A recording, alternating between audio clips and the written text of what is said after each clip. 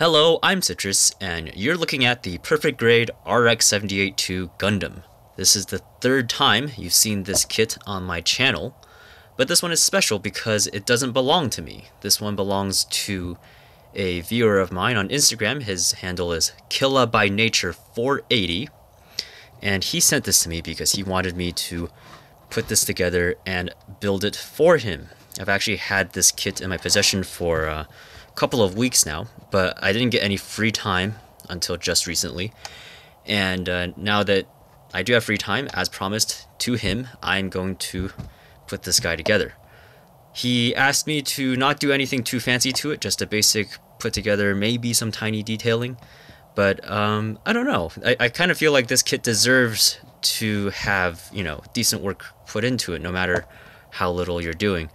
So this video is going to be another unboxing, which might be old territory for some, but it's more for me to sort of go over everything on the inside again and just sort of figure out exactly what I'm working with and see what I would want to do to all the different parts in there. Okay, here's something odd already.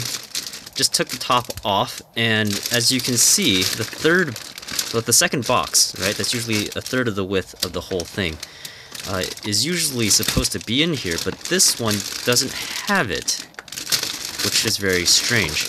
Now, I think the guy, Killa by Nature, bought his kit from a store, so I'm not really sure why it's not in here, but maybe Bandai started cutting these boxes out to save costs or something.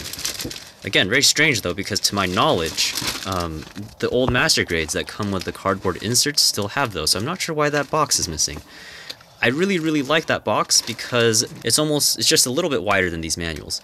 When you put together the finished kit, the box fits the finished perfect grade in it almost perfectly, along with all the accessories. So for me to send this kit back to him after I'm done, having that box would have been a really nice way to package it all together and make it look nice, but since it doesn't come with it, I'm not really sure what to do. Maybe I can find that insert from one of my old boxes or something. I don't know. But weird omission. These stickers are exactly the same as before. They have about as much white border on the edges as it used to. And we're obviously going to have to paint up the eye mask because these stickers are pretty awful. And if you look very carefully, there's actually no line for the sticker around from the silver foil. You can see the pentagons in the middle for the eye holes are cut out, but the surround is not. And it's the same over here on the clear sticker version of these two. There's no border around the black bit for you to be able to take it off of the sheet. So not really sure what's going on there, because older versions of this, I do recall, it was pre-cut properly. So did they just miss a step? This is getting stranger by the minute.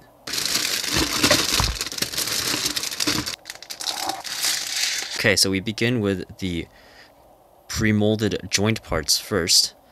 And from my previous experience building this kit, you can actually pretty easily pull these little pistons out of the little sockets so that you can paint the piston rod and the housing and the ball joints all separate colors if you were really hardcore. But the thing is, the fit and finish of these on the inside is really tight. So if you put it back together again, there's a pretty good chance that all the paint that you put on will just get scraped off. Although I do still want to detail a little bit. Maybe I'll put like some silver on the bands here to make it look just a little bit more interesting. And I don't think that they're actually super integral, like structural. The joints here are just there to look nice and to move around when you rotate the joints back and forth, because the actual rotating bit screws in here and the one end of it sticks out through this hole, so all of the parts are still held together properly anyway. I'm not really too sure what the case was for these pieces. I think these were for the forearm, but regardless, either way, you would probably be putting in a piece in the middle here that would hold it together on the sides anyway, so probably not a huge deal.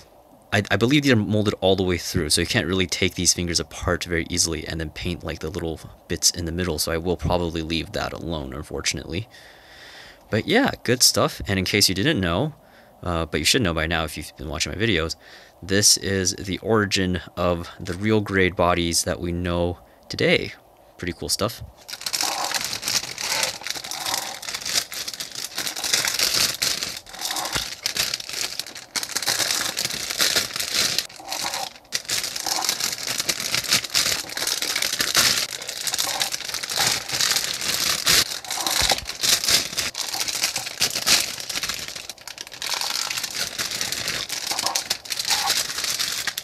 Okay, so starting on the inside, working our way out, these parts here are all ABS, and I'm probably not going to do too much with these because I don't really have any paint that sticks to ABS super well. Also, the ABS parts in this kit, as you can probably tell by the way they're shaped, are all basically moving parts in one way or another. So anything that goes on them will probably get rubbed off pretty quickly anyway. The general idea that I'm trying to go with here is to detail as much of the frame as will be visible through all of the opening panels. So these plates here are all polystyrene, and these are the ones that I'll probably be doing the most work on. I always thought this cage bit on the chest looks really good, so I might do this up with silver or gunmetal or something just to make it pop a little bit more when the chest panels are open. I also really like the look of these tubes. Maybe I'll put some silver there along where the ribbed bits are. These vents, I believe, let's see, I believe these vents went in behind the chest vents. So maybe a little bit of highlighting on there too, so that when the vents are open and you look up, you can see into them, and that'll be pretty cool. And yeah, probably gonna put some silver on these little intake bits as well. You can see the head there. Even though it opens, there's actually not a super, like not a ton of detail on it. I don't know, because most of it, like as you can see here, this notch here is for these little arms that hold the sides of the head together. So I'm not sure what I'll do with those. Maybe just a little bit on like that minus mold thing there, and yeah. Glad to see that the detail hasn't really faded much, assuming that this is a recently produced kit, of course.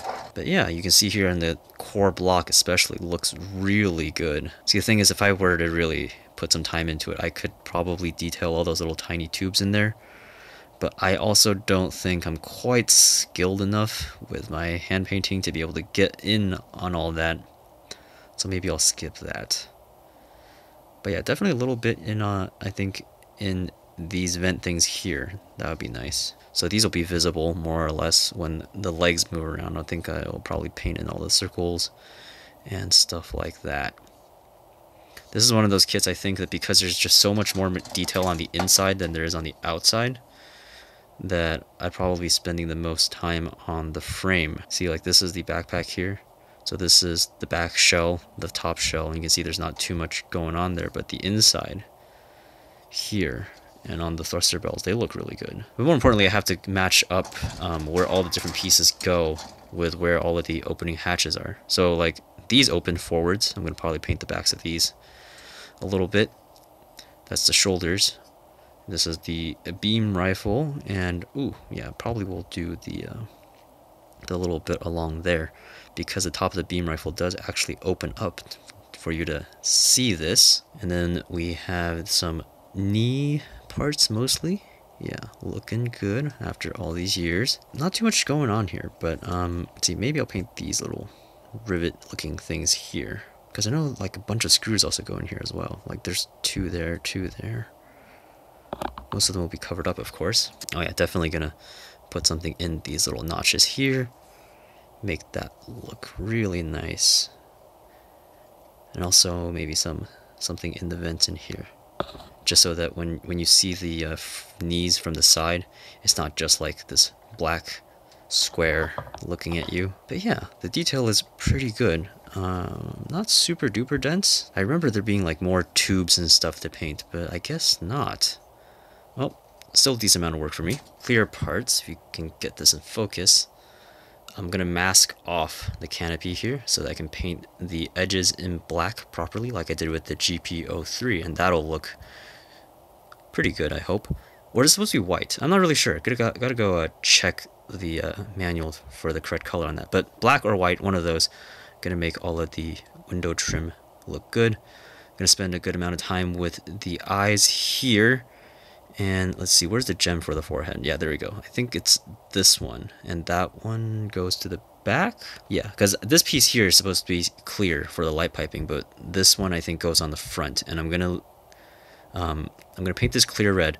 But the mistake that I made with mine, the old one that I built a long time ago, was that I put these parts in before I top coated, and I top coated over it so it wasn't shiny anymore. So this time I'm going to leave the head partially disassembled. I want to put the whole thing together, like the eyes here especially, and gonna top coat the whole thing first and then put them in so that they still look nice and shiny. Chrome tubes! Something crazy about my lamps going on here, making these look pink, but I assure you they're not. I think it's probably the color of my skin reflecting off it or something. That looks really strange. Anyway, not going to do much to this, but the landing gear here might go in and paint like a couple of details gray or black or something to make it look just a little bit less toyish. I think that'll look nice. Not sure how I'll make it stick. Maybe I'll just sand it down a little bit where I need to paint it. Alrighty, moving on to the body parts. And there's not too much going on, I think, as I mentioned before. And now I touch it, it feels like there's not a lot of motor release on here, because when you touch it, you hear that sound. So my fingers are like gripping to it instead of just sliding right over. So that's interesting, very interesting. Gonna paint these little notches there, and also on the core fighter there. Maybe do it in red. People seem to like it when I put red on things a lot. It'll also have a nice little bit of contrast with the blue. Not to mention it'll match the red on the waist. So hopefully that'll look good. And if it doesn't, I can always take it off, right? Okay, and here are the yellow parts. Nothing much to do here, I don't think. Maybe I'll put in just a little bit of gray or red somewhere in here. But nothing much else to really color in because, you know, there's not like that much stuff sculpted on it. Like this isn't like the real grade or the version 3.0 master grade, if you know what I mean. Same story here with the red parts. These over here are mostly for the core fighter. And most of the detail that you'll see on here are going to be from the thruster piece sticking out the back, which is going to go right here, I believe. And that's basically it. Of course, I'm going to do all the panel lines properly. Maybe a little bit of gray in there. Who knows? Not too much that needs to be done, but this will look really good after I'm done with it. I'm really excited to build this core fighter because I loved building the core fighter on the last one. Maybe one day I'll get the hard graft core fighter, the super big one. And yeah, gonna put a little bit of black on the mouth guard there. And let's see, not too much going on with the feet. I could paint all of these little pads gray or black or something, but the thing is I don't know how this will be displayed. And even if you do top coat it, like if the model kit is standing on the surfaces all the time, and if it just moves a little bit, like that's going to take it right off. So I'm not even sure if that's worth doing, especially because this kit is heavy. So there's a lot more friction going on. Big sheet of polycaps, nothing much to say here. And some big sabers, very, very long, not very pointy or, well, defined either. They're just kind of like pink sticks. You can almost use these as chopsticks, they're so long. But yeah, it's nice seeing these again. And last but not least, all of the white parts. Now there's a lot that I can do here. For example, I might paint these little missile things that are supposed to go in the core fighter. That should make them look really good. I don't know what color I would make them. Maybe either red or silver, maybe? Have to think about that. Nothing too much else going on here. If we flip it over, you can see the back of the shield. Now, I would paint these tracks gray, but the thing is, again, because the little shield grip thingy actually slides right on top of this, again, that feels like something that will just scrape off over time. So probably not going to do that. Let's see, there's the head there. On the inside, I think I'll panel line these. Hopefully you can see a little bit of the sculpted detail going on in there. The good thing about this kit is that when they designed it, most of the armor parts are designed to come off relatively easily. so that you can display just the whole body inner frame on its own. Painting the insides of the armor is actually, I think, worth doing, because if you ever do decide to take them off, that's something nice that you can see. And then nothing much else going on here. Okay, so these are some leg and foot parts.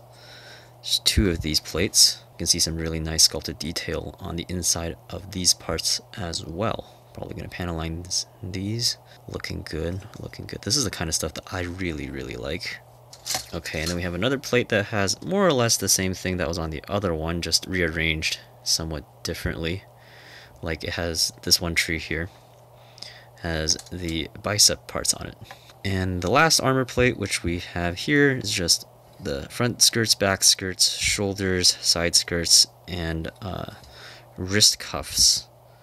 I don't think there's much going on. Yeah, there's not much going on the insides of these at all, because you're putting gray parts in there, so there's basically nothing to do for these. Okay, so that is the second perfect grade RX-78-2 unboxing that you just saw. This time, after I'm done detailing all of these parts, cleaning them up and all that, I will be making, of course, a full build video in my usual fashion, and hopefully this will be way more useful to you guys than the multi-part thing that I did before, which, now that I look back on it, was pretty awful. So yeah, that'll be coming in hopefully a week or so, depending on how long this takes me to get through. Hopefully I haven't bitten off more than I can chew detailing this thing. So that's all for now. Thank you guys for watching, and I'll see you guys next time.